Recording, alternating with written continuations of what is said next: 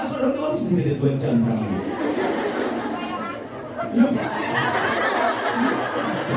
Insyaallah ini amin.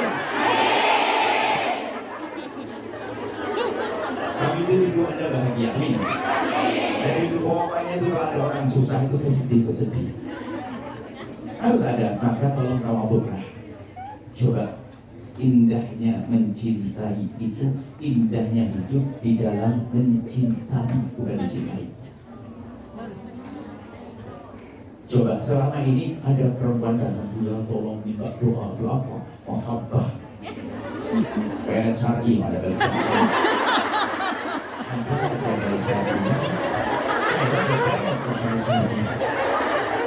Minta doa mahabbah. Perempuan minta kasih. Kami ajarkan indahnya hidup bukan dicintai tapi mencintai. Coba bayangkan dirimu, suamimu sangat mencintaimu tapi kamu tidak cinta. Nah, semua hidupnya sangat ingin dicintai kok. Belajarlah mencintai suamimu. Mencintai itu indah. Kemudian indahnya mencintai adalah saat memberi, bukan menerima. Mestinya sebagai seorang istri kok kebetulan diberi oleh Allah rezeki lebih dan sebagainya, punya hiburan yang banyak, bisa ngasih suami, ngasih ini dan sebagainya. Itu bagian kamu. Indahnya mencintai di saat memberi, bukan di saat menerima. Di saat memberi puncak keindahan. Dan kalau indahnya hanya di saat menerima, dia belum cinta benar. Orang kalau sudah mencintai berkorban. Indah dalam cinta, maka cinta itu indah. Maka kenapa kau biarkan kecintaanmu di sana? Suami tinggal di rumah. Suami tinggal. Ragunya Ya. Maka kakak hatimu bagaimana agar tidak kurang cinta yang suami dulu. Termasuk ini ada ilmu yang belum menikah nanti, cara hidupmu jadikan hidup yang gampang. Dari hidup itu mudah, seorang istri tawadhu. Kalau memang ternyata dirimu orang yang lebih ekonominya, karena mohon maaf saat ini biarpun yang jomblo ini akan bahaya kalau dia merasa lebih punya duit daripada calon suaminya. Bertanya tuh, suami saya belum punya kerjaan kota Bandung. Saya dari Hongkong, tabungan saya sudah banyak. Sudah gara-gara kita ragu karena dia laki-laki soleh dan sebagainya. Gak apa-apa lagi soleh, kebutuhanmu ada dan dia insya Allah bisa diajak hidup bareng dengan baik. Sudah jalan hidup nanti sampai kerja bareng-bareng. Jangan gara-gara pergi ke Hongkong begini standarnya berubah. Padahal dulu sama dia yang soleh itu bisa, anaknya Pak ini soleh itu. Sekarang udah harus punya begini. Jadi standarnya standar dunia, bukan akhlak lagi. Pengen nikah dengan orang yang wah kebiar, kenapa? Level dong karena alumni Hongkong.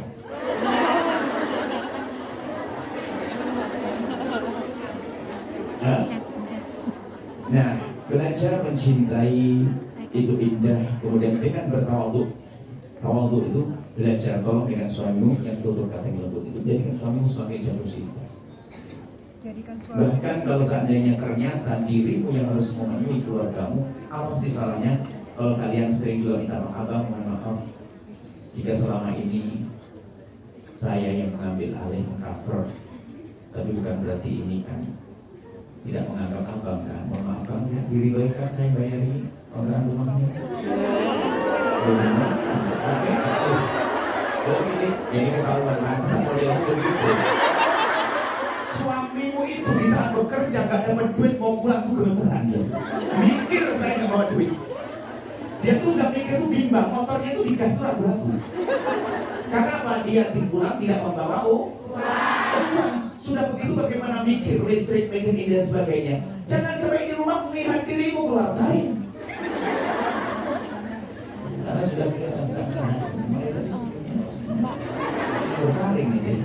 Ini masalah sebagai jadi maksudnya apa? Dia tuh mau pulang tuh dengan rasa takut karena tidak punya nafkah. Ya Allah tadi bisnis gak dapat, terus di suami kelas di kota cerewet. Aduh, karena saking cintanya masih istri.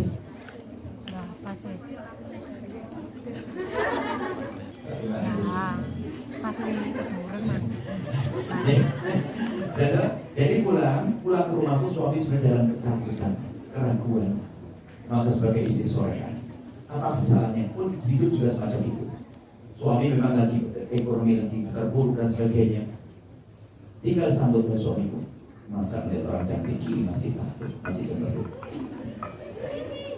Harus begitu. Ini ada contoh pada zaman Nabi. Pada zaman Nabi ini contoh.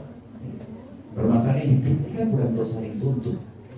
Pada zaman Nabi ada seorang wanita itu ngadu ke Rasulullah. Karena apa?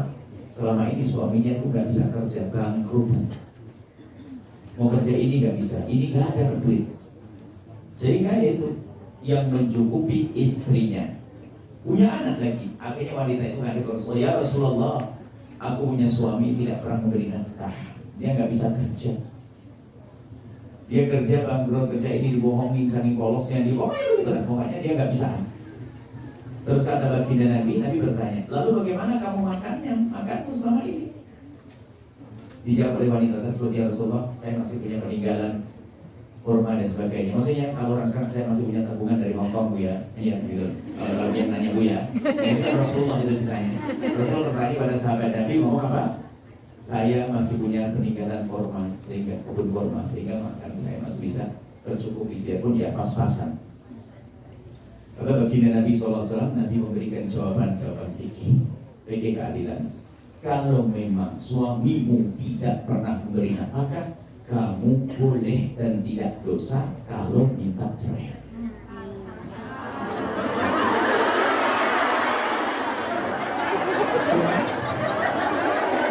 Cuma karena wanita itu cerdas, bukan wanita bandul. Yang wanita bandul, bodoh langsung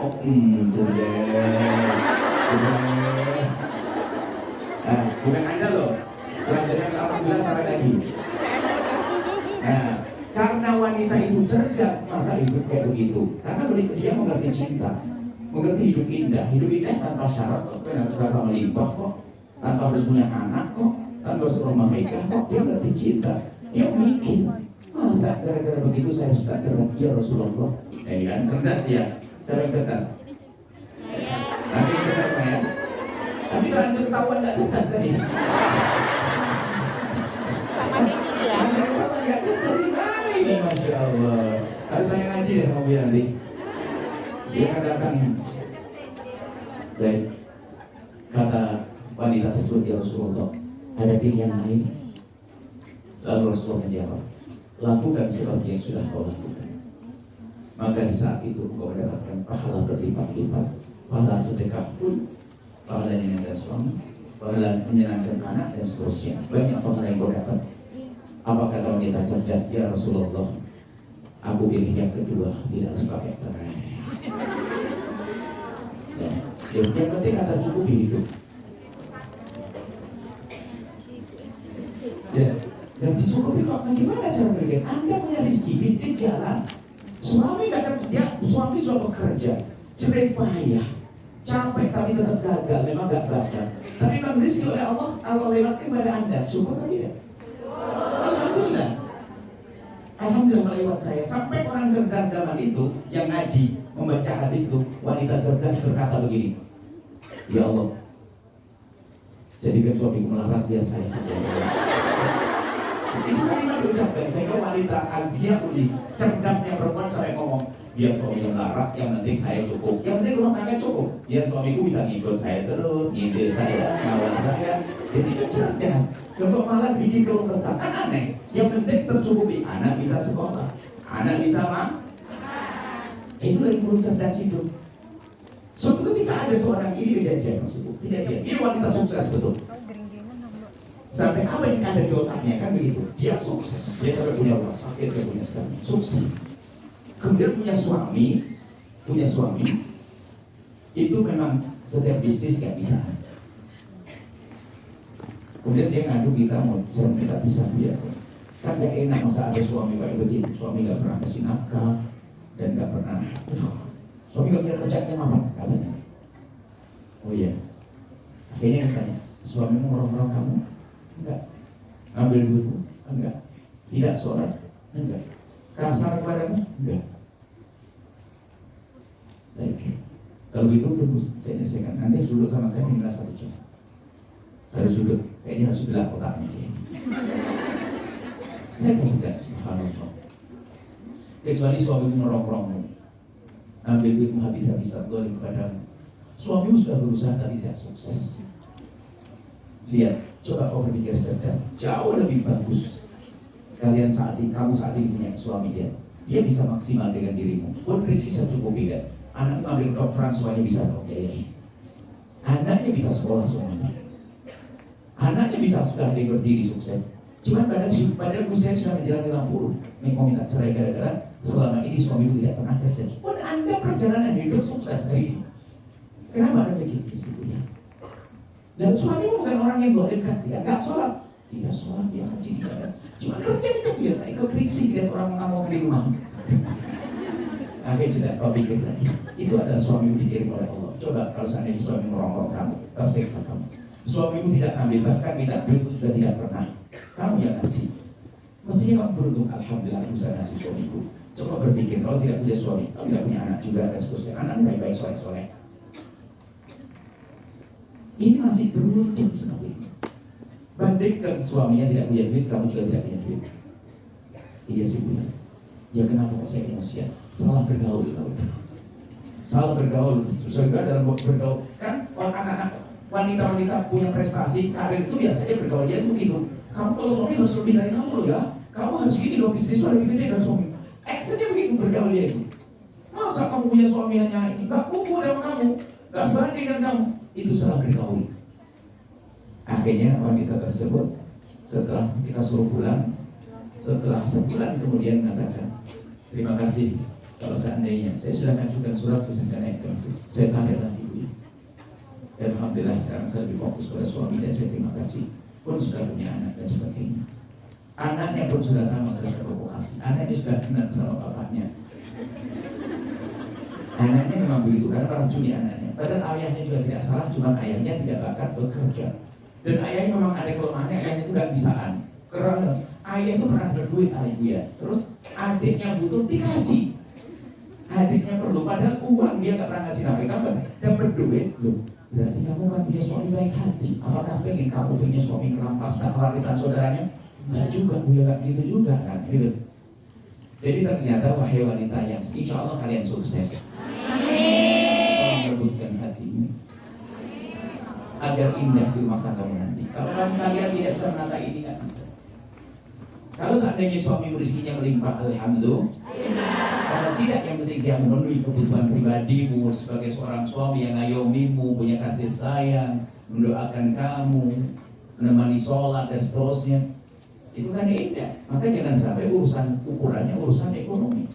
Dan sekarang kami sampaikan, banyak ini permasalahan di sini. Wanita karir banyak minta cerai. Permasalahan rumah tangga gara-gara dia seorang istri punya kelebihan. Nah, kelebihan. Padahal kalau dia berpikir cerdas, alhamdulillah. Biarpun suamiku melarat, pun Allah masih ngasih kepadaku rezeki. Kenapa tidak aku syukuri? Sementara kalau seorang istri sedekah pada orang di luar sana dapat pahala, pada suami double pahalanya kok. Apakah kita tidak rindu pahala? Kayak gitu. Kecuali naudzubillah suami sudah tidak sholat dan sebagainya, aduh macam-macam, mabuk, judi segala macam. Ya, kembali ke tong sampah, ambil dari tong sampah. Tapi ini suami yang benar, nggak ada masalah. Tolong lagi, jadi kebetulan masuk ke depan masa depanmu yang masih jomblo ini, jangan berpikir tentang urusan-urusan dunia dengan cara yang salah. Kalau seandainya dapat suami yang mencukupimu, alhamdulillah. Segini ya, wanita tuh terlambat menikah itu karena ada yang menikah dengan ambisi. Menikahlah dengan harapan, jangan dengan ambisi. Tolong bedakan ini. Hanya cerdas saja bisa bedakan.